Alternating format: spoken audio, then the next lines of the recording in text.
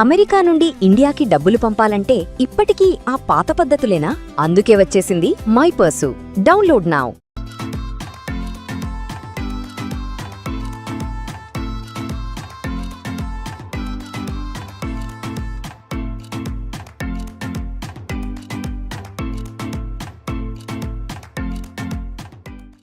Hi, welcome to Suman TV. So ఈరోజు అయితే present మనము ఫైమా వాళ్ళ ఇంటి దగ్గరికి వచ్చేసాము. అసలు ఫైమా హౌస్ ఎలా ఉండబోతోంది అండ్ వాళ్ళ మదర్తో కూడా మాట్లాడి చాలా విషయాలు తెలుసుకుందాం. సో నాతో పాటు ఫాలో అయిపోండి, ఫైమా వాళ్ళ హౌస్ చూసేద్దాం మనం కూడా. మనం ఫైమా వాళ్ళ ఇంటికి వచ్చేసాం, డోర్ కొట్టాం. Hi aunty. హాయ్, ఎలా ఉన్నారు? చాలా బాగుంది. చాలా బాగున్నారా? అవును. ఒంట్లో బాగాలేదని తెలిసిందే. కొంచెం 4-5 రోజుల జ్వరం వస్తుంది. అవునా? ఏంటి మీ అమ్మాయినే చూస్తున్నారా బిగ్ బాస్ లో? బిగ్ బాస్ లో చూస్తున్నాను. ఎలా ఆడుతుంది ఫైమా? రాత్రి కరెంట్ పోయింది, చూడలేను, అందుకోసమని ఇప్పుడు చూస్తున్నా. అవునా? ఎలా ఆడుతుంది ఫైమా? చాలా బాగా ఆడుతుంది. చాలా బాగా ఆడుతుందా? అయితే ఫస్ట్ మనం మీ ఇల్లు చూసేద్దాం, ఓకేనా? మరి చూపిస్తారా నాకు? చూపిస్తా. ఎస్. సో ఇగోండి చూడండి, ఇది ఫైమా వాళ్ళు ఉంటున్న హౌస్ అనమాట కంప్లీట్గా. అండ్ ఇది వచ్చేసి హాల్. పైన తనవి స్కూల్లో పార్టిసిపేట్ చేసిన స్మాల్ అవార్డ్స్ కానివ్వచ్చు, ఇవన్నీ కూడా ఉన్నాయి. ఈ ఫైమాకి యూట్యూబ్ ఛానల్ కూడా ఉంది కదా, సో అందుకని ఫైమా పైన అది ఆల్రెడీ బటన్ కూడా వచ్చేసింది అనమాట. సిల్వర్ వచ్చింది, యూట్యూబ్లో సిల్వర్ వచ్చిందంట ఫైమాకి. Oh my god, super. And ఇది ఫైమానే అల్లుకుందమ్మా ఇది? లేలే, ఎవరో ఇచ్చారు గిఫ్ట్ గా. ఆహా, ఫైమాకా? అవును, మొత్తం ఫ్యామిలీ మెంబర్స్ ఫ్యామిలీ మెంబర్స్. ఓ, ఫ్యామిలీ మెంబర్స్ నేమ్ మొత్తం ఉంది, లాస్ట్ లో ఫైమా నేమ్ ఉందన్నమాట. ఆమె చిన్నమే కదా, చిన్న లాస్ట్ కు. సో బాగా చేశారు అది కూడా. చూసారా, ఫైమాకి సంబంధించి ఆర్నమెంట్స్ అన్ని కూడా ఇందులో జాగ్రత్తగా దాచుకుంది అనుకుంటా. ఓ షార్ప్నర్ కూడా ఫైమా యూజ్ చేస్తుందేమో ఇంకా కూడా. ఇదిగోండి ఫైమా బ్యాంగిల్స్ అండ్ ఫైమాకి సంబంధించి ఇవన్నీ కూడా ఇలానే ఉన్నాయి. సో ఈ డ్రెస్సెస్ అన్ని కూడా బిగ్ బాస్ కి పంపించడానికి. Oh my god, Bigg Boss కి తీసుకెళ్ళడానికి పంపించడానికి ఆల్రెడీ డ్రెస్సెస్ కూడా ప్యాకప్ అయిపోయింది. ఇది వచ్చేసి ఫైమా వాళ్ళ మెయిన్ హాల్ అన్నమాట ఇదంతా కూడా. సో ఈ టైలరింగ్ మిషన్ ఏంటమ్మా? ఈ మిషన్ అప్పుడు ఇక్కడికి మా ఫైమా రాకముందు నేర్పిస్తా అని తీసుకున్నా. ఫైమా కోసం అని తీసుకున్నా, కానీ అప్పుడు కొంచెం నేర్చింది, ఇక ఇక్కడ వచ్చేసింది. అంటే ఇన్ కేస్ ఫైమా కనుక టీవీలో ఈ జబర్దస్త్ పటాస్లో లేకపోయి ఉంటే తను ఇలా టైలరింగ్ నేర్చుకునేదేమో. సో టైలరింగ్ కోసం నేర్పించడం కోసం తీసుకొచ్చారు ఆమె. ఎందుకంటే ఒక పని నేర్పియాలి అన్నాడు, కానీ తీసుకొచ్చిన నేర్పిస్తాను, ఆడపిల్ల కదా. కానీ ఇక అప్పుడు ఈ కాలేజీ వాళ్ళ దొరక చోట్ల ఇక్కడనే సెట్ అయిపోయింది. ఓకే. సో మరి అలాగా మనం కిచెన్ కూడా చూసేద్దామా? ఫైమా వాళ్ళ కిచెన్ కూడా చూసేద్దాము. Oh my god, yes. So ఇది ఇలాగా ఫైమా వాళ్ళ కిచెన్ ఇక్కడ ఉంది. అండ్ చాలా ఎంత నీట్గా చక్కగా సర్ది పెట్టుకుంది. సో మీ ఇద్దరికి 2 cylinders అయిపోతాయా?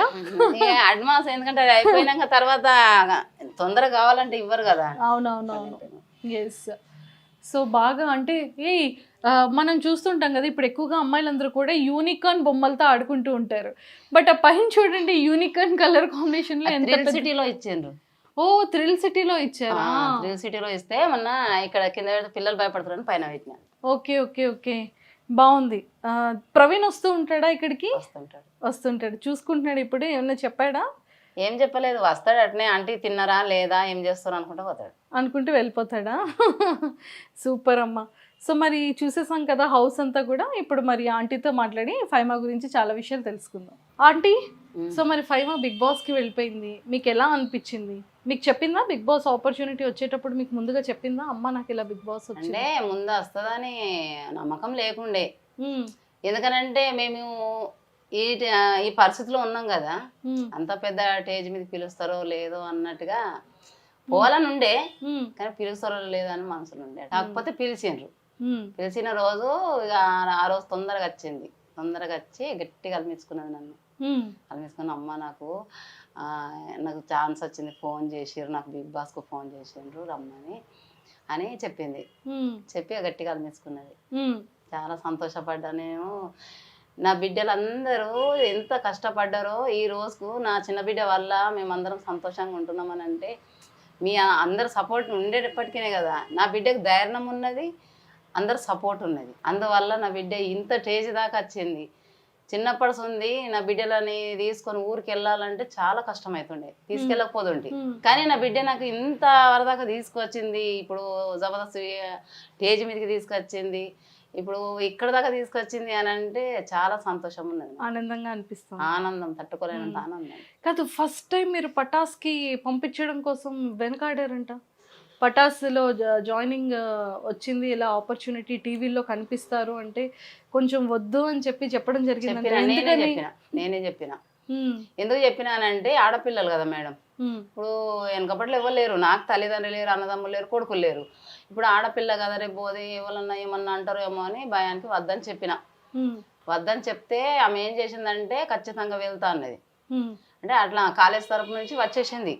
వచ్చినాక అక్కడ స్టేజ్ పైన ప్రోగ్రామ్ అవుతుండగా ఈమె అల్లరి చేసిందట. అల్లరి చేస్తే ఈమె చేసేటట్టు ఉందని విజయ్ గారు పిలిచారట స్టేజ్ మీదకి.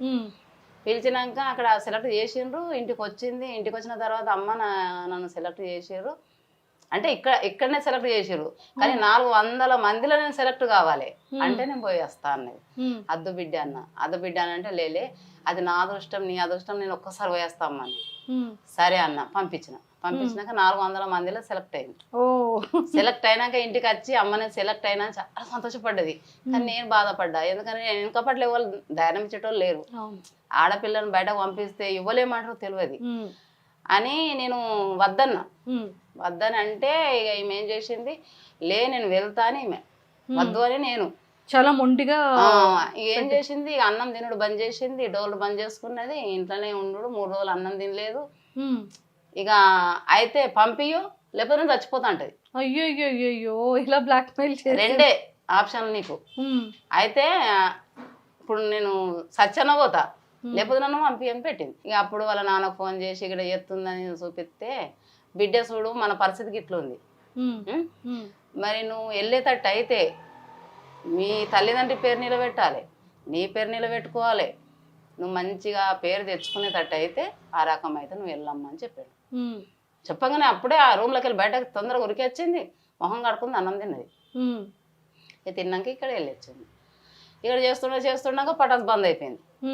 పటాస్ బంద్ అయిపోయినాక కూడా అన్నను ఉరికిను అంతగానం కానీ చూడు బంద్ అయిపోయింది. ఇప్పుడు అక్కడ మిషన్ గుట్ట నేర్చినా కానీ అదొక పని చేసుకుంది ఉంటివి, నువ్వు అక్కడికి వెళ్ళినావు మళ్ళీ చింట కూర్చున్నావు అన్న.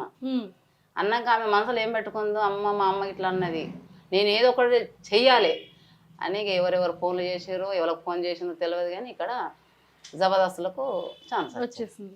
జబర్దస్త్లో ఎవరి టీంలో ఎవరు పిలిచారు ఇక చెప్తలేదు నాకు. అంటే అప్పుడు నేను వద్దన్నా కాబట్టి ఇప్పుడు మా అమ్మ వద్దంటది అని నాకు చెప్పదు. ఇక చెప్పక జబర్దస్త్లకు వచ్చింది, పోవే పోరాలకు వచ్చింది, ఎక్స్ట్రా జబర్దస్త్లకు వచ్చింది, ఇంకోటి ఏదో షో ఉన్నది అందులో కూడా చేసింది. ఇక ఇప్పుడైతే భగవంతుని దయవలన ఇక్కడ దాకా వచ్చింది అనుకో. చూసారా, ఇప్పుడు మీ అమ్మాయి మొత్తం ఏపీ తెలంగాణ కాకుండా ఇండియా మొత్తానికి తెలిసిపోయింది, మొత్తం తెలిసిపోయింది. నేను అదే ఇంట్లో ఉండి బీడీలు చేసుకుంటుంటే ఇప్పుడు వరకు నేను ఒక 200 మందికి కూడా నేను తెలిసి ఉండకపోయేదాన్ని.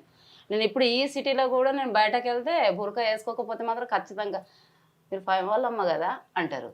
కానీ అప్పుడు నేను చెప్పుకున్నా వాళ్ళు తెలుసుకోకపోదురు, కానీ నేను చెప్పకున్నా ఇప్పుడు నన్ను అందరూ పరిచయం చేసుకుంటారు. అవునా? సో మీకు ఎలా అనిపించింది ఇప్పుడు ఈ ఆనందం ఎలా ఉంది? బయటికి గురక వేసుకోకుండా బయటికి వెళ్తే ఫైమా వాళ్ళ అమ్మగారని మిమ్మల్ని అడుగుతున్నప్పుడు మీకు ఆనందం ఎలా అనిపించిస్తుంది? చాలా ఆనందం ఉన్నది. నేను పుట్టిన నుంచి అయినా కానీ నేను 3 సంవత్సరాల పిల్లప్పుడు, మా చెల్లి 1 సంవత్సరం పిల్లప్పుడే మా అమ్మ చచ్చిపోయింది. ఒక అమ్మ ప్రేమ తెలియదు. మా నాన్న వేయించిండు, మా నాన్న చచ్చిపోయాను ఇప్పుడు 10 సంవత్సరాలు అవుతుంది. మాకు బయట ప్రపంచం తెలియదు, కానీ నా బిడ్డ వల్ల నేను 2 రాష్ట్రాలకు పరిచయం అయినానంటే చాలా అంటే చాలా సంతోషం ఉంది నాకు. అబ్బా.